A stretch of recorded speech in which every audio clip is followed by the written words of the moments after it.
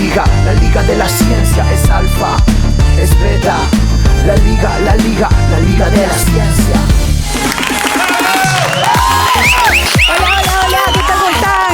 Hola, ¿qué tal? ¿Cómo están? Muy bienvenidos y bienvenidas a la Liga de la Ciencia. Euge, ¿cómo estás? Muy bien, muy contenta, la verdad, que hacer este programa con vos es un placer, pero aparte, algo que me encanta de la Liga de la Ciencia es que cambiamos mucho de tema. Abarcamos todos los temas, pasamos de la química a la astronomía, a la historia, y a veces también tratamos temas que están en la agenda. Sí, tenemos hoy un programón, tenemos volcanes, tenemos dinosaurios, tenemos una aplicación para hablar con los abuelos, tenemos meteorología, tenemos de todo. Ay, bueno, calmémonos, empecemos por el principio, porque hubo una noticia que estuvo en agenda en las últimas semanas que tiene que ver con los volcanes. Muchos escucharon algo que está pasando en España, en Las Palmas, también algún volcán en Estados Unidos. Ahora vamos a hablar sobre eso, pero si vamos a hablar de volcanes, qué mejor que hacerlo con un experto. Estamos hablando de un doctor en ciencias geológicas, investigador del CONICET, que es Iván Petrinovic. Lo recibimos con un aplauso. ¡Un aplauso!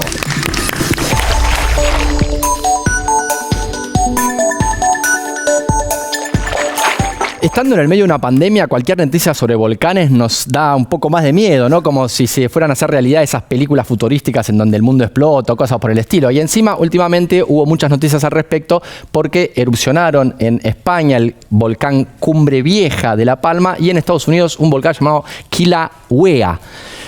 Por eso trajimos para charlar con nosotros a Iván, que está con nosotros. Iván, ¿estás ahí? Sí, los escucho muy bien. ¿Qué tal? Muchísimas gracias por estar con nosotros, sí. Iván. La verdad que nos interesa mucho este tema, estamos muy contentos de poder charlar con vos, pero la pregunta es, ¿qué pasa? ¿Por qué erupcionan los volcanes? ¿Se puede saber? ¿Por qué erupcionan los volcanes ahora? No tiene explicación, o sea, en realidad erupcionan igual que lo hacen hace millones de años, ¿sí? No es que estemos en un clímax de actividad volcánica ni nada por el estilo. Bien. Lo que hay más medios de comunicación y más velocidad de comunicación. Pero no hay un momento incremental de actividad volcánica, ¿sí? ¿Qué es un volcán? Eso me preguntabas. ¿Qué es y cómo, si podemos predecir de alguna manera cuándo van a entrar en erupción? No, mira, un volcán es toda la expresión que tiene el magma en llegar a la superficie, con distintas formas, ¿sí? Lo que produce son rocas volcánicas, que al principio es como la imagen que tenés atrás.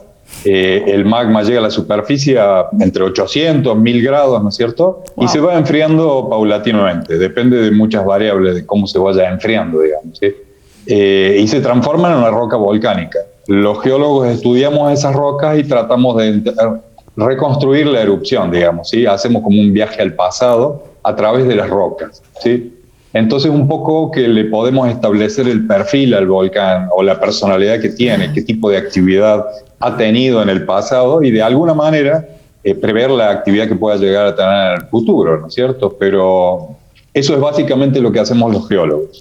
Y en cuanto a predecir, y es difícil, o sea, las variables que gobiernan una erupción son tantas que es muy difícil predecir, digamos, o sea, hay señales típicas que le llamamos en volcanología precursores. Cuando aparece un precursor es porque viene una erupción. En el 90% de las situaciones. Hay veces que no. Hay veces que el precursor es falso y no pasa nada. ¿Qué son estos precursores? Ahí está lleno de ejemplos. ¿Cuáles serían? Precursores se le llama toda actividad que es previa a la erupción y que está dando aviso a que se viene la erupción, ¿sí? En el caso de La Palma, los precursores fueron, por ejemplo, sismicidad. Midieron sismicidad una semana antes, una sismicidad especial, digamos, que se mide, que no es igual a la del terremoto, y que la provocan los líquidos cuando ascienden. La roca, la corteza, ¿no es cierto?, es una masa de rocas dura. Cuando viene un líquido, que es el magma, ascendiendo, por diferencia de densidad, trata de subir, eso produce una vibración en el terreno, una sismicidad. Y eso se registra en los volcanes activos, como en La Palma, donde había sismógrafos vigilando, y una semana antes ya sabían que se venía muy probablemente una erupción, ¿sí? O sea, hay veces que se puede predecir, hay veces que no. El caso del Calbuco, por ejemplo, en el 2015, si recuerdan, en Chile, sí, tenía toda la parafernalia tecnológica instalada y el magma vino sin previo aviso. En una hora se desató una erupción sin ningún precursor prácticamente. Entonces, depende de cada caso. ¿Hay volcanes que pueden así de un momento a otro erupcionar? Mira, se considera un volcán activo el que ha estado en erupción en los últimos 10.000 años. Si hace 10.000 años ha tenido una erupción, lo consideramos activo. Bien. Esa es la convención internacional que hay. No obstante, hay cierto tipo de volcanes, como los supervolcanes, que hacen erupciones cada cientos de miles de años. Entonces, la humanidad no ha visto uno de estos supervolcanes. Sí. Son las explosiones más grandes que hay, Wow. ¿sí? Como la que originó el cráter en Yellowstone, por ejemplo, o Santorini. Bueno, y acá en la Puna, Argentina, tenemos un montón de ejemplos. Hay como 20 o 30 supervolcanes que han hecho erupción en el pasado y lo hacen cada cientos de miles de años. Entonces nunca lo consideramos activo. Porque si la convención es 10.000 años y estos supervolcanes hacen erupción cada 700.000, claro, se caen fuera del catálogo de activos y no los consideramos. Eso es un poco a lo que me dedico yo, a ese tipo de erupciones. A los supervolcanes. Es un poco mi especialidad. Claro, y a las erupciones asociadas que hay. Ok, pero ¿hay algún otro volcán en Argentina que no sea supervolcán, pero que ha estado en actividad en los últimos 10.000 años? Considerando esos 10.000 años, hay 38 volcanes, mayormente en la frontera con Chile y Bolivia, que son considerados activos. ¿Sí? Activos. De los cuales en este momento, a partir del 2017, Argentina empezó a tener observatorios permanentes con toma de datos en 2 de estos volcanes, el Copahue y el Lanín. Nosotros queremos saber por qué las personas nos empeñamos en vivir cerca de los volcanes. No es una buena idea. Es una buena pregunta. Vos sabés que independientemente de la cultura, porque todas las culturas andinas se pegaban a los volcanes, las culturas europeas, todas las etnias europeas se pegaban a los volcanes. En Asia mismo, digamos, es increíble. Hay más gente alrededor de los volcanes que lejos de los volcanes. O sea, hay una tendencia humana a pegarse al volcán, ¿sí? Y esto es difícil de analizar. Tendrías que hablar más con un antropólogo que con un geólogo, ¿no? Con un antropólogo social. Pero es algo que sucede, es un hecho. Y el tiempo de recuperación de un volcán a veces son siglos, claro, entre una erupción y otra. Entonces supera las generaciones humanas y como que se olvida que ese volcán presenta una amenaza. Claro. Porque, por ejemplo, el Vesubio, se cargó Pompeya y Herculano, digamos, ¿sí? Y ahora está Nápoles, casi en el mismo lugar, con 3 millones de personas viviendo. Decir, ¿qué hacen ahí? Claro. Pero bueno, desde el 1700 que no pasa nada, ya van como 6, 7 generaciones, ¿no es cierto?, que no tienen registro en su memoria de que es una amenaza latente, ¿no? ¿Y cómo es la situación en la Argentina? Hablaste del Lanín, por ejemplo. ¿La planificación territorial es correcta en el sentido de que hay algún peligro con poblaciones cercanas a los volcanes activos? Creo que dijiste que eran 38, algo así en la Argentina. No, mira, la cosa es así. Muchas veces en Argentina nos flagelamos muchísimo de que hacemos las cosas mal y que en el hemisferio norte las hacen todas bien. Te puse el caso de Nápoles, pero te puedo poner el de La Palma, por ejemplo. ¿Qué hacía esa gente viviendo ahí? Si en el año 41, ¿no es cierto?, hubo una erupción tremenda, la de San Juan, que modificó todo el paisaje de la isla, digamos. Entonces vos decís, ¿qué hacían los cultivos de banana ahí? ¿Qué hacían las zonas residenciales, ¿no es cierto? Pero bueno, eso es falta de planificación territorial. En Japón pasa lo mismo, digamos, ¿sí? Y en Argentina obviamente pasa lo mismo, digamos. O sea, lo que pasa es que no estamos tan expuestos, nuestros volcanes, digamos, están muy en la frontera, entonces no hay poblaciones cercanas, inmediatas por lo menos, o están del lado chileno. Muchos volcanes que están del lado chileno nos afectan, porque si hay erupciones explosivas con mucha ceniza, los vientos durante todo el año, durante las 4 estaciones y a casi cualquier altura, siempre soplan de oeste a este. Claro. O sea que la ceniza nos viene para nosotros, casi siempre, digamos. Somos medio cenicero de los volcanes chilenos. Entonces el riesgo más grande es precisamente ese, es el de quedar tapados de ceniza. Claro. Pero no por proximidad a un volcán. A veces podés estar a 500 kilómetros y quedar tapado de ceniza, ¿cierto? Si ven en La Palma, por ejemplo, las imágenes cómo afecta la ceniza es casi en los entornos, o sea, te diría 2-3 kilómetros del volcán. Hay gruesas capas de ceniza, ¿no es cierto? Pero en el otro extremo de la isla casi que no hay.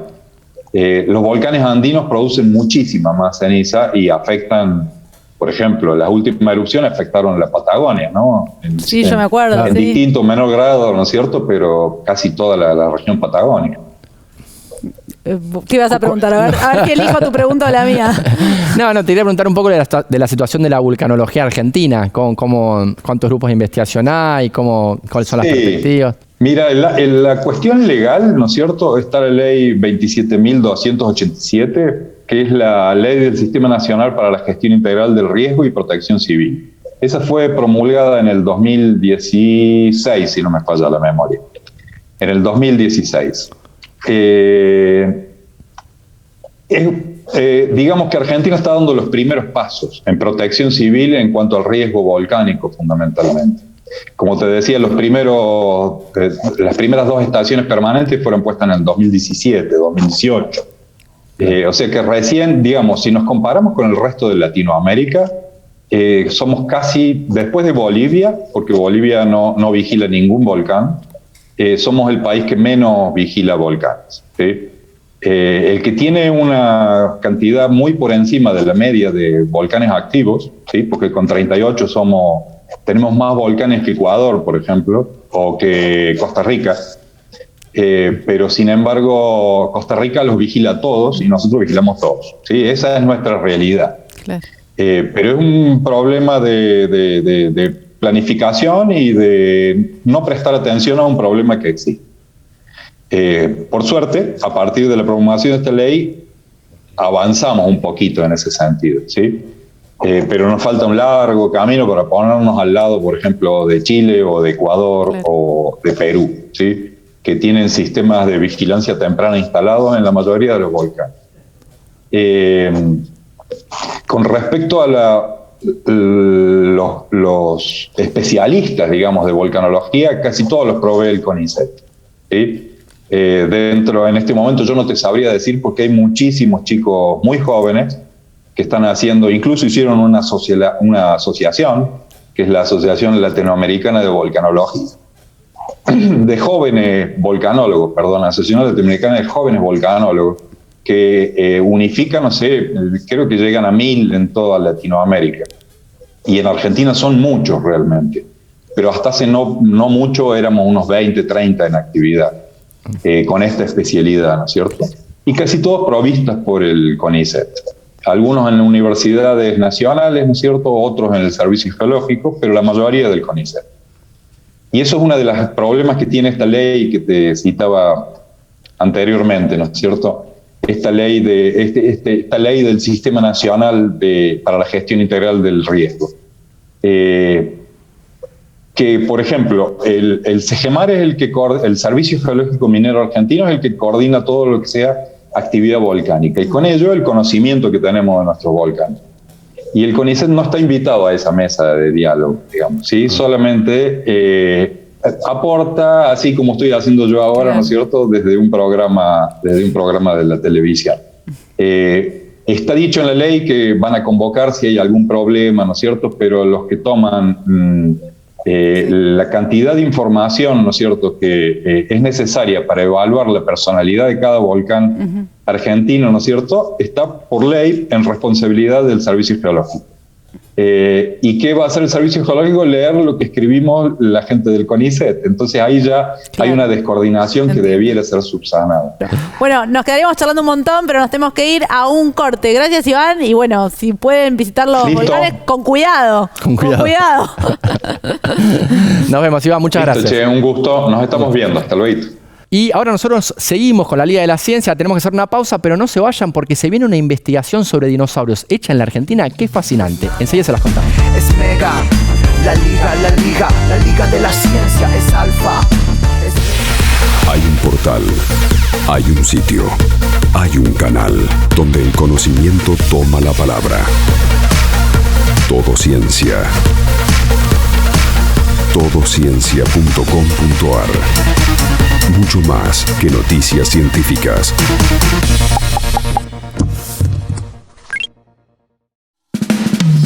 es nano, es mega.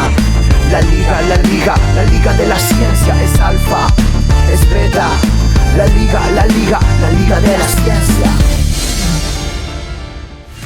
Nuevo bloque en la Liga de la Ciencia. Llegó el momento de presentarles un nuevo Columnistas al Ataque. Esta sección en la que nuestros columnistas hacen un poco de reporteros y van en busca de las noticias. En esta oportunidad, Cindy Fernández, nuestra chica del tiempo y del clima, entrevistó a Juan Borús y a Inés Camiloni sobre la bajante del río Paraná. ¿Por qué se produjo? ¿Cuáles son sus efectos? Súper interesante, vayamos a verlo.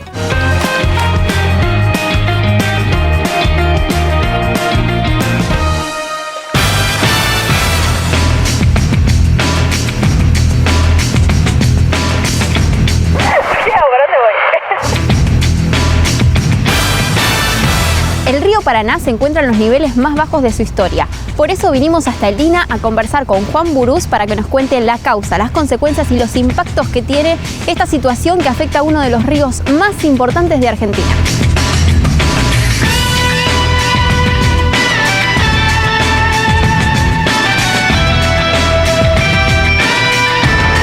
Soy Cindy Fernández y soy comunicadora meteorológica. Juan, ¿qué es lo que está ocurriendo en la cuenca del río Paraná? La cuenca del Plata ha tenido, toda la cuenca, desde junio del 2019, está experimentando una sequía regional que incluso trasciende la cuenca del Plata. Chile también está teniendo esa misma sequía, toda la Argentina está teniendo problemas de sequía, pero esta sequía, concretamente en el río Paraná, persistente como lo es, ha ido produciendo déficit hídrico en los suelos, por un lado, al principio, una merma considerable en los caudales en los afluentes más chicos, después en los más grandes y finalmente el río Paraná que termina sintiéndolo, ¿no? ¿Se sabe cuánto es la extensión de la zona afectada? Prácticamente te diría que toda la cuenca del Plata, porque no hay en ciertos momentos llegó a ser una cuestión generalizada. Son 3.150.000 kilómetros cuadrados, pensar en la zona núcleo, en el Pantanal, en toda la provincia de Formosa, donde quieras. En todas partes uno se ubica y ve que la situación hídrica es menor que la normal. O sea que no solamente afecta a Argentina, sino que también afecta a otros países vecinos. Sin ninguna duda, los 5 países de la cuenca del Plata alguna manifestación de sequía han tenido o lo están teniendo. Y en el caso del río Paraná, en el que Paraguay, la Argentina y Brasil lo comparten, los 3 están teniendo esa sequía, esa misma sequía y esto mismo que estoy comentando de la disminución de caudales en todos los afluentes, los 3 países lo están sufriendo. ¿Y de qué manera impacta esta sequía y esta disminución en los niveles de los ríos a estos países? Paraguay necesita sacar su cosecha por la vía fluvial. Más del 90% de la cosecha de granos de Paraguay sale por la hidrovía Paraná-Paraguay, así que te imaginás que ese es el objetivo número 1. Brasil tiene una gran dependencia de la hidroelectricidad para cubrir la demanda eléctrica, con lo cual ese es otro factor. Y la Argentina, desde ya, el río Paraná, somos muy Paraná dependientes. Esa dependencia del río Paraná ha crecido fuertemente en las últimas décadas y una de las dependencias es la del consumo de agua urbana, porque se ha asentado cada vez mayor población en ribereña y eso significa mayor dependencia de la captación de agua fluvial para consumo urbano. ¿En qué afecta esta bajante al ciudadano común? En todos los sentidos, porque sobre todo por lo persistente de la bajante. Pero podemos pensar, por ejemplo, en los mayoneros de Corrientes, en los pescadores que viven de la pesca, y que esto les impacta fuertemente su modus vivendi, digamos, le complica tremendamente. Todas las áreas urbanas que dependen de la captación de agua fluvial y que pueden llegar a tener problemas de calidad de agua, que obviamente se está abordando, pero le afecta, digamos, es una problemática que hay que abordar. Indirectamente a toda la Argentina, porque pensemos que la salida de la cosecha de grano sale en gran medida por el arco mortuario que va de Santa Fe para abajo hasta San Pedro. Claro, o sea, de transporte se vio fuertemente afectado también. Claro, por lo tanto eso es un costo adicional que al erario público le afecta, sin ninguna duda.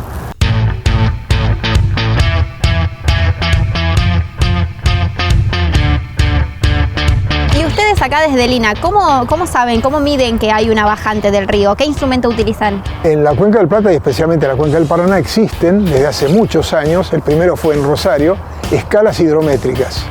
Las escalas hidrométricas que son convencionales son una estructura fija que se pone en la ribera de cada río, en los puertos, mayormente en los muelles, y son referencia para la navegación. Se han ido colocando y finalmente son referencia para todos los usos del recurso. Además, cada vez más en los últimos años se ha ido instrumentando la cuenca. ¿Qué significa eso? Colocando sensores automáticos de transmisión telemétrica, y eso significa tener un control mucho mejor de los niveles, mucho más rápido. La Red Hidrológica Nacional, y dependiente de la Secretaría de Infraestructura y Política Hídrica, está instrumentando la cuenca en ese sentido, y con toda esa información fluye, la concentramos aquí en el INA, en nuestro sistema de información, está concentrada esa información, de tal manera que sirva para todas las aplicaciones que uno quiere hacer y especialmente para el seguimiento de la bajante. ¿Esta bajante o estos niveles de los ríos que se están registrando ahora son históricos? ¿Se habían registrado valores similares en algún otro momento o es algo que no había ocurrido jamás? Si se fijan los registros que hay hidrométricos, alcanza a ver situaciones críticas, situaciones complicadas como la de 1944-1945, 43, 44, 45. 3 años estamos hablando ahí. Claro, pero lo extraño de esta situación, lo realmente importante, es la persistencia, la intensidad que tuvo en algún momento y que todavía no vemos la salida del túnel, digamos, no sabemos cuándo va a terminar. Yo como hidrólogo y con la responsabilidad que tengo de dar pronóstico para adelante, lo que primero interpreto es que esto que estamos viviendo es una manifestación más de la variabilidad climática regional, que a su vez es la manifestación más evidente del cambio climático para mí. Gracias, Juan. Esta conversación me pareció muy interesante para aprender un poquito más sobre los ríos de Argentina, que son tan importantes para nuestro país. Gracias por la oportunidad de dar nuestro mensaje. Gracias siempre.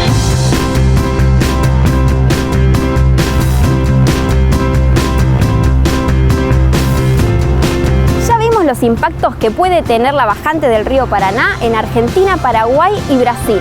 Ahora vinimos a Ciudad Universitaria a hablar con Inés Camiglioni. Ella es especialista en cambio climático y nos va a contar las causas más profundas de esta problemática y qué es lo que se puede esperar en el futuro.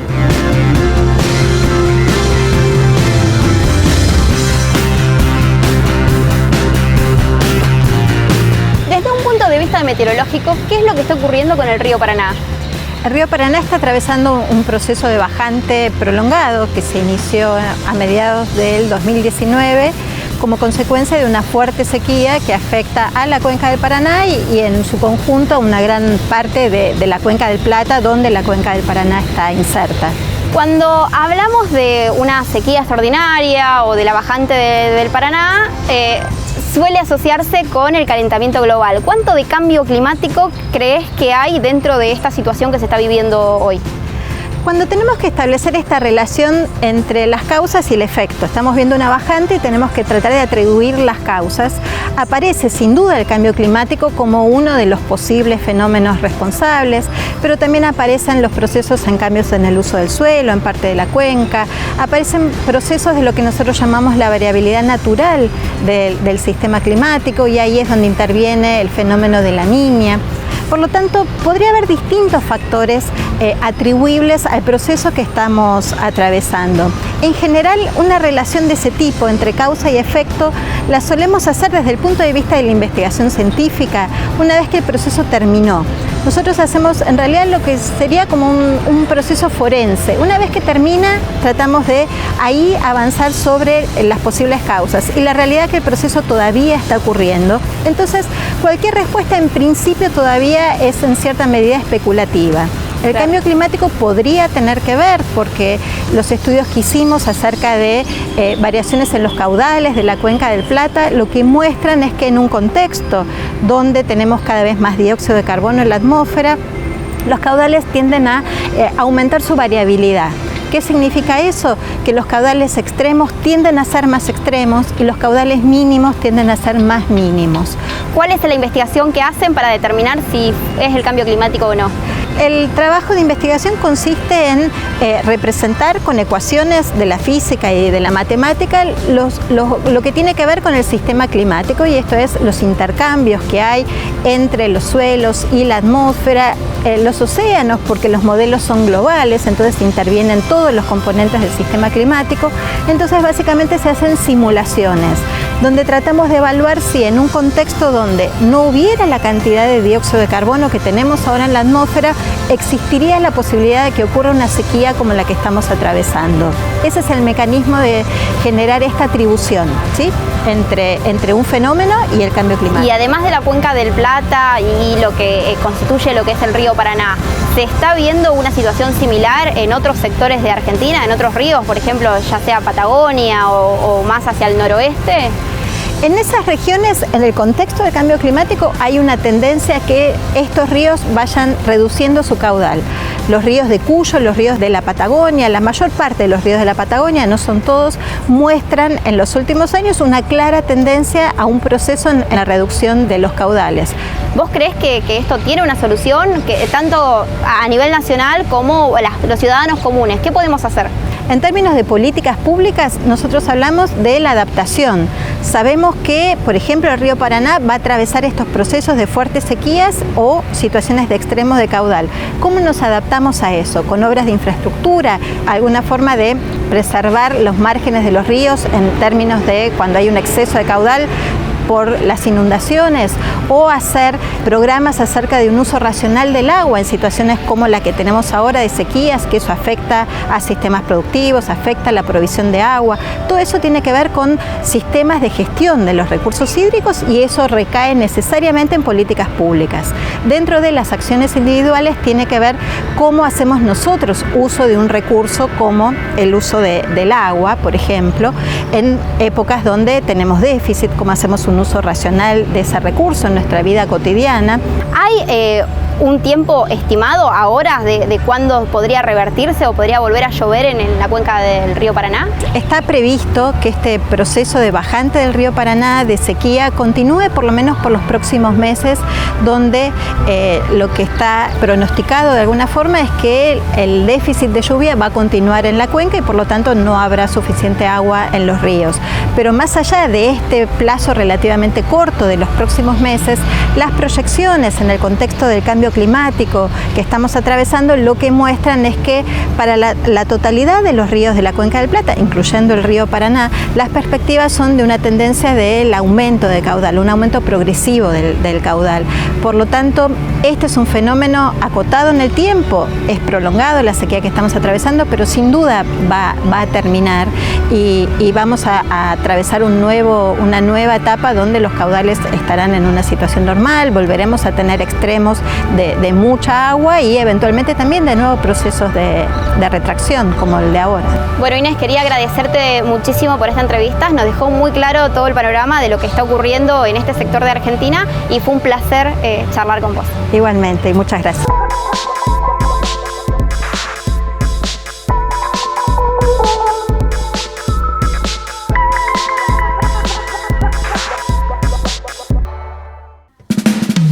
Es nano, es mega, la liga de la ciencia es alfa, es beta, la liga de la ciencia.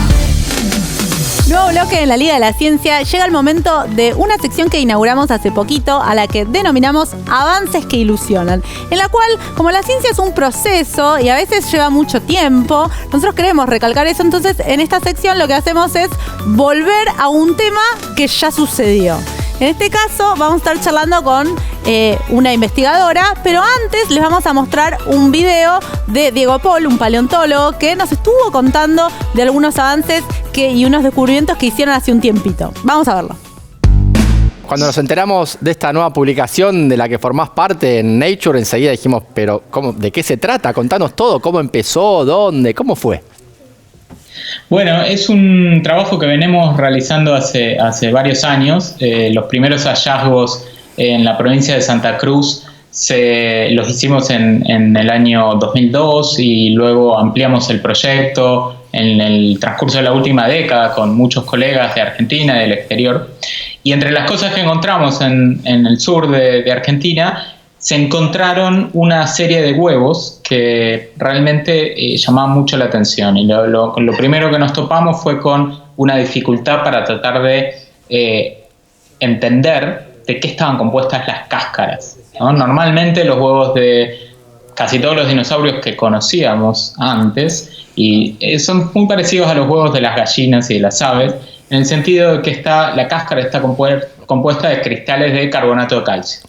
Entonces, si uno hace un corte y lo pone bajo el microscopio, lo que ve son los cristalitos de carbonato de calcio y ve cómo se disponen los cristales y cuántas capas tienen. Y eso es el 90% de lo que se hace en el estudio de los huevos fósiles, ¿sí? Porque en diferentes especies tienen diferentes tipos de estructura de los cristales de carbonato de calcio. Entonces, lo que nos topamos con estos huevos es que no podíamos ver ni un cristal. Y bueno, en el trabajo que publicamos lo que hacemos es reconstruir la historia evolutiva de la cáscara del huevo del dinosaurio, como mapeando en el árbol evolutivo de los dinosaurios, trazando hasta la base de los dinosaurios, reconstruyendo cómo habría sido antiguamente o originariamente la cáscara del huevo de dinosaurio. Y llegamos a la conclusión de que en un inicio los dinosaurios primitivos todos tenían cáscaras blancas. Y estas investigaciones tuvieron su continuidad y eso es lo que queremos mostrar en esta sección que inauguramos, la continuidad de esas investigaciones. Y para eso vamos a charlar con Adriana Mancuso. Ella es bióloga pero doctora en geología, es investigadora independiente del CONICET y es coautora de un artículo que se acaba de publicar en la prestigiosa revista científica Scientific Reports. Es un artículo que tiene que ver con estas investigaciones que acabamos de ver y sobre eso vamos a charlar con ella. Adriana, y algo más, está en Mendoza, así que hablamos desde Mendoza con Adriana. Adriana, ¿cómo estás? Muy bienvenida a la Liga de la Ciencia. ¿Qué tal? Buenos días, ¿cómo andan? Buenas tardes, perdón. Acá andamos, muy bien, por suerte. Recién llegadas del campo. Claro, bueno, eso cuando yo era chico soñaba un poco en ser científico de esos que van a campo a buscar huesos y cosas. Capaz que estuviste haciendo ese tipo de cosas. Adriana, si entendí bien, en este artículo de Scientific Report lo que hicieron fue reportar justamente los primeros registros de comportamiento social complejo en dinosaurios primitivos. ¿Dije bien? Exactamente, sí. Lo que pudimos hacer en este trabajo, que es un trabajo multidisciplinario, somos muchos autores porque son muchas disciplinas las que se conjugaron para llegar a estos resultados, pudimos dar una evidencia robusta de un comportamiento gregario. Y un poquito más allá, no solo es un comportamiento gregario, es decir, que vivían en manadas, sino además que esa manada vivía segregada por edades. Entonces, eso es el comportamiento más complejo que se ve en un comportamiento gregario. Y si le podemos sumar algo más en relación a esto que contaba Diego de los hallazgos de los huevos y todo eso, además de encontrar huevos y nidadas, pudimos demostrar que estos organismos, estos animales, volvían en distintos momentos de la vida a anidar al mismo lugar, que eso se llama fidelidad en la anidación, digamos, en el sitio de anidación, que también es parte de un comportamiento bastante complejo, que aunque se sugería el comportamiento gregario como generalizado, se sugería para los dinosaurios, para ciertos grupos de dinosaurios, especialmente en que son los sauropodomorfos, no había evidencias robustas como las que estamos presentando nosotros en este trabajo. Y eso es lo buenísimo, digamos, de alguna manera, del trabajo y de los hallazgos que hicimos en Patagonia, en Argentina. ¿Cuáles son estas evidencias tan robustas? ¿Qué encontraron en particular que lo llamás así, de esta manera? Los hallazgos iniciaron en el 2002. En realidad, en los 60 habían ido otros paleontólogos, mucho mayores que nosotros, claramente. En los 60 nosotros ni estábamos, y habían encontrado originalmente unos recién nacidos, digamos, unos restos de recién nacidos que son hermosos y están alojados en Tucumán, y unos huevos relativamente asociados, pero eran huevos dispersos. Además, otro paleontólogo había encontrado unos huesos grandes que los había asociado a los sauropodomorfos como los que había en Alemania. Posteriormente a eso, Diego impulsó estas campañas originalmente, las primeras que fuimos fue en el 2002, porque él estaba estudiando este grupo de dinosaurios asociados en su tesis. Entonces empezamos a ir en ese momento y encontramos un conjunto de más de 12 individuos de estos mismos dinosaurios que se llaman Musaurus, que cuando le hicimos los análisis histológicos para ver la edad, calculamos que tenían alrededor de un año. Es decir, estos organismos, estos individuos de alrededor de un año, vivían en grupo, se habían estaban asociados de qué manera, o sea, qué cosas nos sugiere que estos estaban en vida asociados. No tienen ninguna evidencia de haber sido transportados los esqueletos, están articulados en perfecto estado de preservación y tienen una relación de, por ejemplo, la cabeza de uno estaba como por debajo de la pata de otro y asociados como si nos imagináramos un grupo de cachorros de perros durmiendo todos juntos, así. Esta es una de las evidencias robustas que nos colaboran y nos sustentan este comportamiento gregario. Y en parte también el de la segregación por edad, porque solo eran organismos todos de la misma edad. Ahora, la vinculación entre esos nidos y los dinosaurios estuvo dada porque, gracias a Dios, o gracias a nuestros ojos súper entrenados para encontrar fósiles, encontramos un huevo con un neonato, digamos, dentro de él. Esta evidencia nos terminó de cerrar esta relación entre los nidos y los huevos que encontrábamos en el área con los dinosaurios, desde los más pequeños hasta los adultos, que estos son todos demosaurios. Increíble. El huevo que encontraron fue el que tuvieron que hacer un análisis especial para poder ver qué había adentro, ¿no?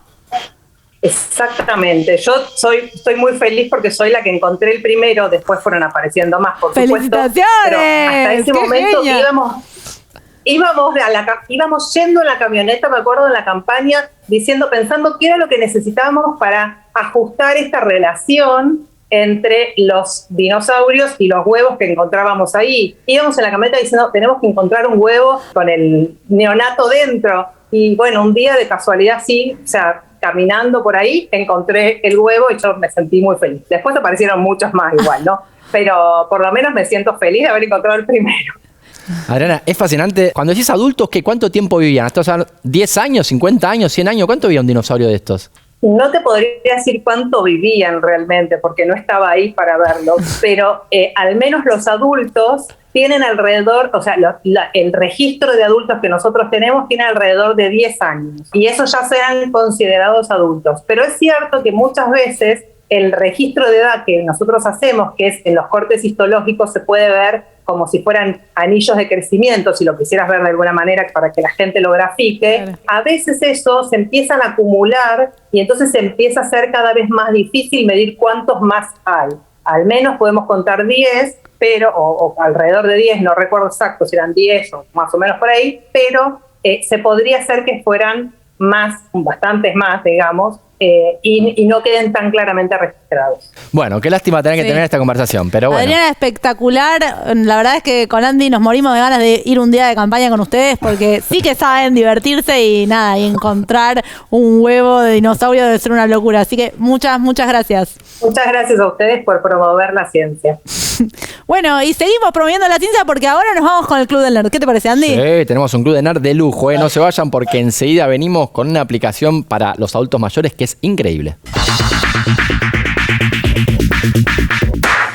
Y llegó el momento que tantos estábamos esperando del programa. Estamos hablando del Club del Nerd, claro que sí. Y hoy se incorpora alguien que hizo algo que está buenísimo porque nos gustan las nerdeadas, pero también nos gusta cuando las nerdeadas ayudan a la gente, ¿no? Sí, claro que sí. Y esto tiene una cosa así como mucha emoción. Mucha emoción, sí, es muy tierna. Estoy acá hablando de Christopher Chancé. Él es un joven estudiante de solo 18 años, pero que, conversando con su abuela y notando algunos problemas de los adultos mayores, decidió desarrollar una app que se llama Abue.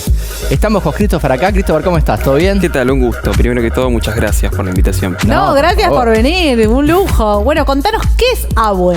Bueno, Abue nosotros nos gusta presentarnos como la primera plataforma de streaming, es decir, si vamos a comparaciones sería algo como Netflix, pero distinto, para adultos mayores, ¿no? Pensada ya en contenido, interfaz para adultos mayores. Y tenemos un spot, ¿por qué no lo vamos a ver? Ah, ya vamos a verlo, dale. Vamos a ver el spot. Dale, perfecto.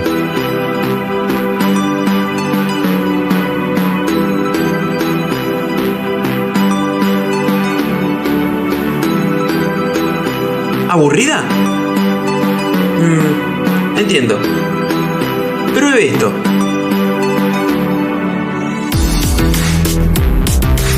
¿Y qué es? Es Abue, una aplicación para que puedas ver diversas películas y documentales como, donde y cuando quieras. Y no solo eso, con Abue también podrás aprender a hacer cosas nuevas en poco tiempo y también podrás leer lo último en noticias. ¿Y cuánto tengo que pagar? Nada, Abue es 100% gratis. Hacé como Luisa y empezá a usar ahora mismo Abue. Entrá a www.abue.org y presiona acceder a la plataforma. También podés buscarnos dentro de las tiendas de aplicaciones para celulares y tablets. Hacelo ya. Abue. Es buenísimo, ¿no? Está Gracias, genial gracias. y me gusta mucho la actuación de Luisa. ¿Es tu abuela? Sí, es mi abuela, ya tiene Le 84 mandamos años. un beso grande a Luisa, una genia total. Sí, igualmente.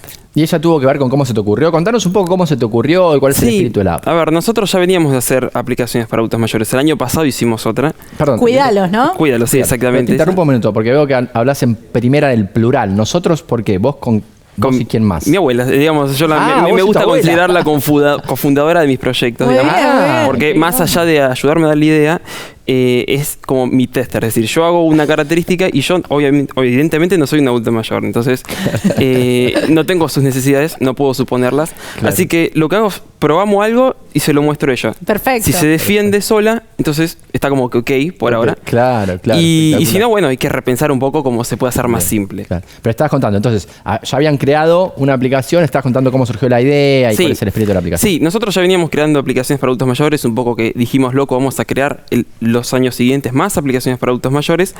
Y este año estábamos, o sea, ya había pasado mitad de año, estábamos pensando qué podíamos hacer, ya teníamos algunas ideas tiradas, que se anotadas, y estamos viendo... Me encantan esas reuniones entre nieto y abuela de Es hermoso. brainstorming. Y pará, no termina ahí, estábamos viendo una telenovela, porque a mi abuela le gustan las novelas muy bien. mexicanas. Muy bien. Las colombianas también, pero mexicanas más que nada. Y no sé, de la nada salió la pregunta de mi abuela de cómo funcionan estas páginas donde vos ves películas por internet. Y yo me quedé pensando, digo, no es tan difícil hacer una. O sea, más allá de conseguir el contenido, que es por ahí lo que más complicado podría ser, Claro. el resto, digamos, es programación básica.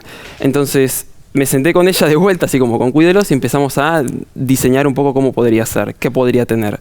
Porque Cuídalos, ¿qué era?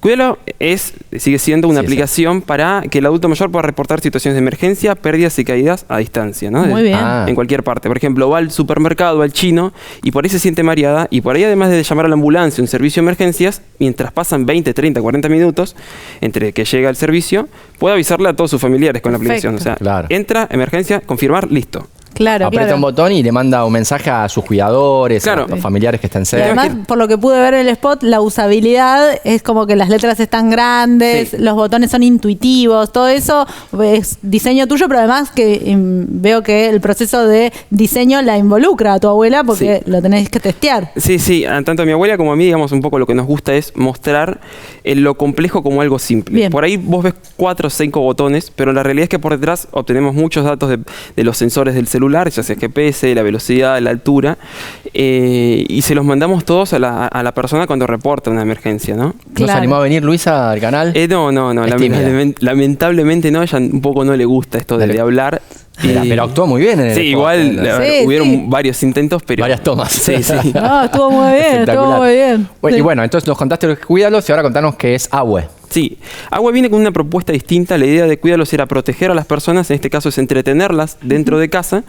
Y un poco lo que buscamos es eso. Básicamente es la primera de plataforma, como comentaba, de streaming y entretenimiento para adultos mayores. A su vez también sería de aprendizaje, porque hay tutoriales, cosas de 10 minutos como para aprender a hacer billutería, que eso es uno de los pocos contenidos que hasta ahora nosotros hemos producido, digamos, ¿no?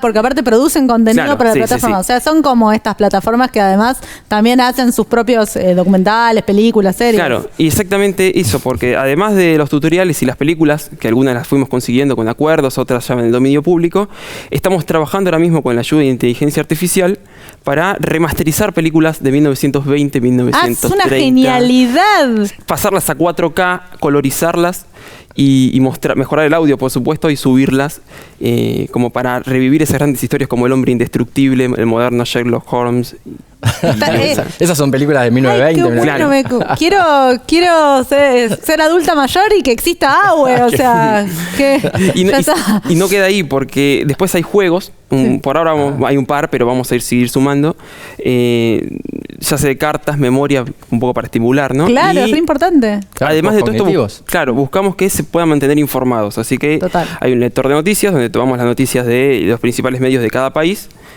y los mostramos con letras grandes y aparte un lector de texto a voz, es decir, le da a escuchar y le escucha. Eso te quería preguntar, ¿qué características tiene la aplicación que la hace específica para adultos mayores? Claro, en primer lugar, la interfaz como tal apunta mucho al hecho de lo que veíamos un poco con cuidado, lo que es botones grandes con un gran, digamos, padding, ese relleno como tal. Claro. Un texto, digamos, semi-negrita, más para negrita depende mucho dónde se vaya a usar, y entre otras cosas. Pero en síntesis, la interfaz de usuario está pensada para eso, además del contenido, digamos, ¿no? Que está orientado a ellos. Ay, extraño a mi abuela. Quiero usar AWE con mi abuela. Abuela, te extraño. Sí, me encantaría.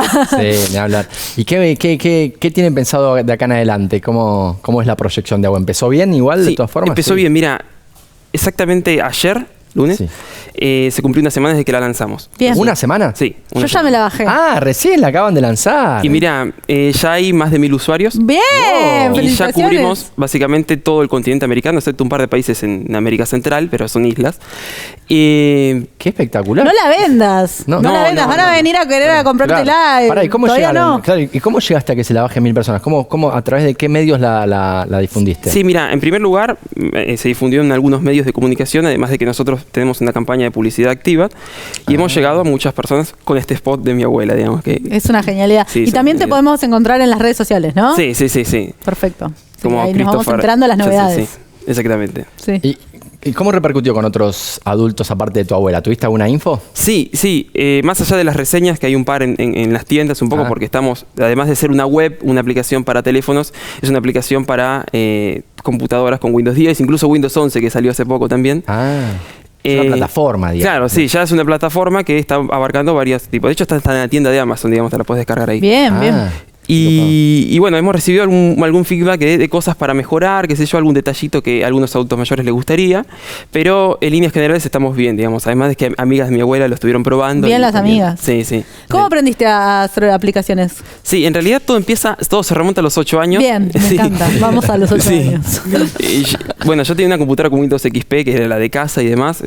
Ahí yo jugaba, hasta ahí todo bien, pero el día de mi cumpleaños mi mamá me regala una con también Windows XP, pero se le había comprado ella a un amigo de ella, de vuelta para la redundancia, que tenía nuestro famoso cibercafé, ¿no? Lugares donde vos alquilabas la computadora por hora. Y cuestión, esta computadora no la habían formateado. Tenía los juegos, todas las cosas que la gente dejó. Se ve que alguien dejó algún código por ahí tirado, porque a mí me gustó siempre buscar juegos ocultos dentro de las carpetas, porque no estaban todos en el escritorio. Claro, tenías que así que iba a Windows, Profile. Carpetas hacker ya también, ¿no? Sí, más o menos. Y en una de esas, buscando dentro de la carpeta Windows, ya más para ese lado, encontré un archivo que terminaba en .js. Yo lo abro, por supuesto no entendí nada, pero antes de cerrarlo, porque yo lo abría en base a Siliconito me gustaba. Y Siliconito, el iconito de los JavaScript en aquel entonces, y sigue siendo, es como un pergamino más o menos. Yo lo abrí y digo, loco, ¿qué es esto? Porque cuando estaba a punto de cerrarlo, veo algunas palabras en inglés, yo estaba estudiando inglés y digo, algo de acá entiendo, pero no sé qué pasa acá.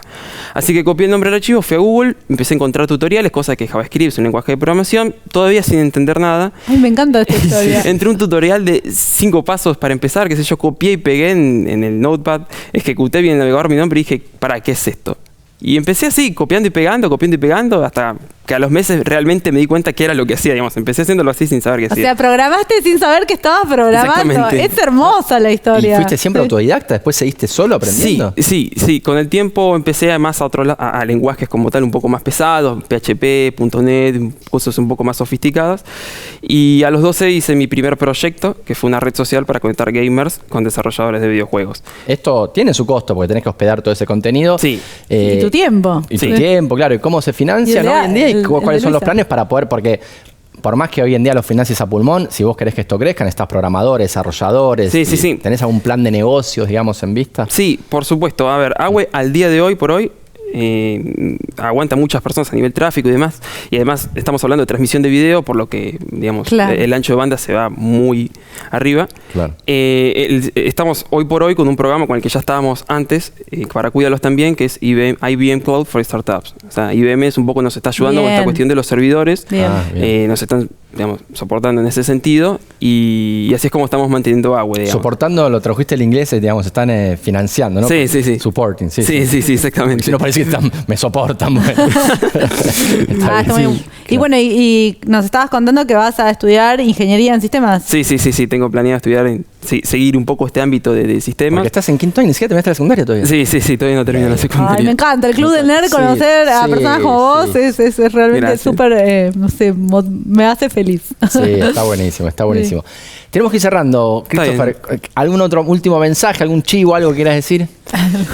Bueno, un poco ya medio lo había dicho, pero yo creo que los adultos mayores necesitan a la tecnología, merecen ser parte de este siglo XXI y yo creo que es nuestro deber como ser de otra generación ayudarlos a incluirlos. Y no te digo programando, sino desde casa cualquiera que tenga un teléfono, tenga una abuela, siente la abuela no tenga un teléfono, le enseñas un poco, porque por ahí al principio parece medio aburrido para los abuelos un poco el tema, pero cuando le van agarrando la mano se empiezan a tomar fotos, a jugar No, una ni con otra hablar. cuestión. Yo conozco abuelas que no se largan el celu, son peor que mis sobrinos.